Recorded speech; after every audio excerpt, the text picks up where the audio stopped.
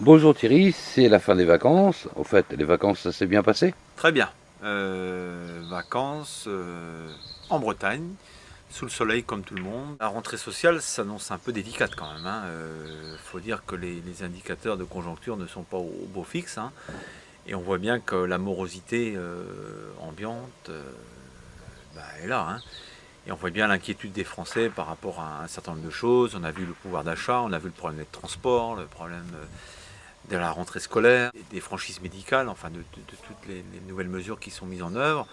Et on voit bien que les inquiétudes sont là, parce que le gouvernement a beau ne pas parler de récession, on voit bien qu'on est en période de crise profonde, et que les solutions qui sont proposées restent, somme toute, ne sont pas à la hauteur du problème qui est posé. Donc c'est vrai qu'aujourd'hui, un État qui se désengage, un État qui laisse les Français un peu dans cette morosité, quoi, sans perspective réelle, je dois dire que c'est quand même inquiétant. Les socialistes, bien évidemment, doivent être une vraie force de proposition et une vraie force d'alternance.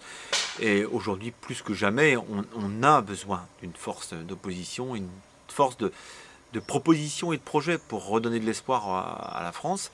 Et j'espère qu'après le congrès de Reims, qui sera une période un peu de trouble jusqu'au mois de novembre, j'espère que les socialistes seront en état de marche et que à gauche, la seule alternative, ce ne soit pas l'alternative aujourd'hui anticapitaliste proposée par Besancenot, qu'on peut apprécier, mais qui a quand même ses limites. On voit bien qu'on est dans une autre démarche politique. Même si on tire le mot révolutionnaire aujourd'hui, on n'est plus dans la gestion. Et ça, c'est quand même un vrai problème. Et si les Français accordent un certain crédit à Besançon aujourd'hui, parce que il est sur les dossiers, il est sur le front social. Et je crois qu'on attend aujourd'hui, de la part des socialistes, de la part de la gauche, de vraies propositions, de vraies alternatives crédibles aux propositions du gouvernement et de Sarkozy. Je crois que l'inquiétude de la communauté de communes, ou des intercommunalités d'une manière générale, porte autour du financement et des problèmes fiscaux. C'est vrai que l'assiette de fiscalité de la communauté de communes, c'est la taxe professionnelle payée par les entreprises.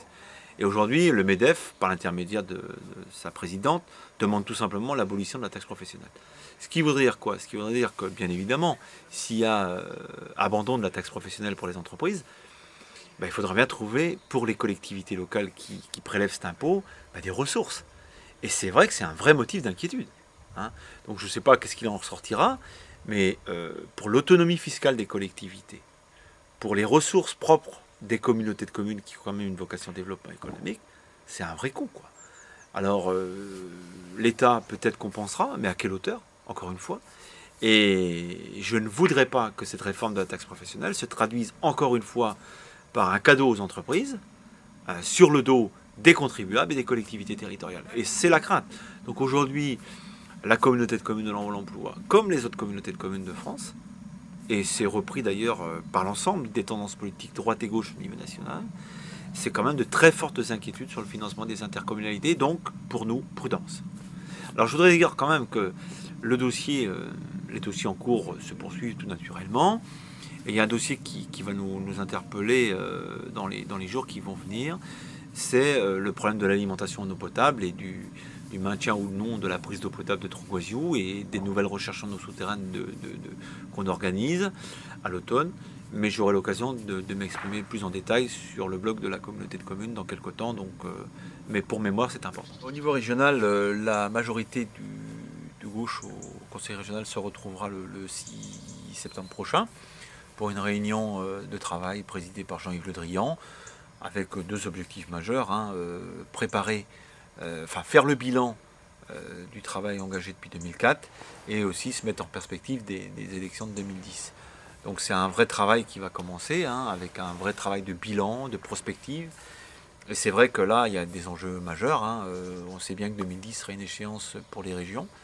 On sait bien que même si le travail accompli est de qualité, il va nous falloir proposer aux Bretons et aux Bretonnes un nouveau projet.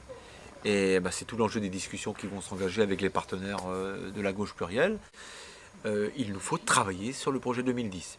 Et la meilleure façon de gagner, c'est de travailler, c'est de s'investir et c'est de s'impliquer dans un projet pour les Bretons.